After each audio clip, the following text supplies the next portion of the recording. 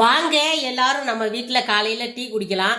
Tea ready ஆயிடுச்சு. என்னக்கா ஒரு குண்டால ரெடி பண்ணி வச்சிருக்க அப்படின்னு யோசிக்கிறீங்க. சின்ன கிளாஸ்ல தான் வச்சிருக்கேன். டீ குடிக்கலாம் வாங்குங்க. அதுக்கு முன்னாடி வாங்க எல்லாரும் நம்ம காரப்பணியாரம் சாப்பிடலாம். பூரிங்கிற பேர்ல காரப்பணியாரம் திட்டு வச்சிருக்கிறாங்க. வாங்க எல்லாரும் காரப்பணியாரம் சாப்பிடலாம். வாங்க எல்லாரும் சாப்பிடலாம் வாங்க. அதுக்கு தருங்க சாம்பாரா ரைட்டு. காரப்பணியாரத்துக்கு சாம்பார் வச்சிருக்கா. காரப்பணியாரம் தானே வந்தா? ஆமா, காரப்பணியாரத்துக்கு சாம்பார் சூப்பரா இருக்கும் தெரியுமா?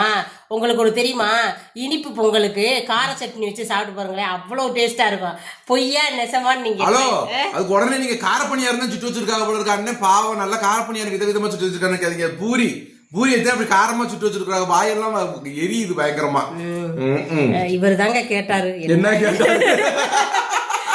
சுருக்குன்னு நல்ல சுருக்குன்னு இருக்குதுமா. இன்னைக்கு நல்ல பூரி சுருக்குன்னு இருக்குது. வாங்க எல்லாரும் டீ சாப்பிடலாம்.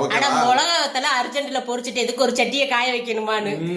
ஆனா அவங்க எல்லாரும் நீங்க சொல்லுவீங்க, ஏயா ஒரு சேனல்ல பத்தி அக்காவை கழுவி ஊத்திட்டு வந்தா இன்னொரு சேனல்ல கழுவி ஊத்திரியா, நாங்க கேட்போம் ஏன்னு சொல்லக்கூடாது. இல்ல இவர் கழுவி ஊத்திட்டா நான் இந்த இப்படி தொடச்சிட்டு போயிருவேன். இல்ல இவர் இப்படி பழகுறதுனாலதான் நிறைய பேர் பேட் கமெண்ட் போடும்போது தொடச்சிட்டு போக ஈஸியா இருக்கு. அதெல்லாம் ட்ரைனிங் நல்லா தான் கொடுத்து வச்சிருக்காரு. அது மாதிரி ரோசமே வராத அளவுக்கு எங்க அம்மா என்னை அடிச்சு வளர்த்தனாலதான் இவர் பேசும்போது சில நேரத்துல எனக்கு ரோசம் வர மாட்டேங்குது. என்னமா பேசுறாங்க? அம்மா பேசாம இருந்தா பத்தாது. என்னையா இது போதும்.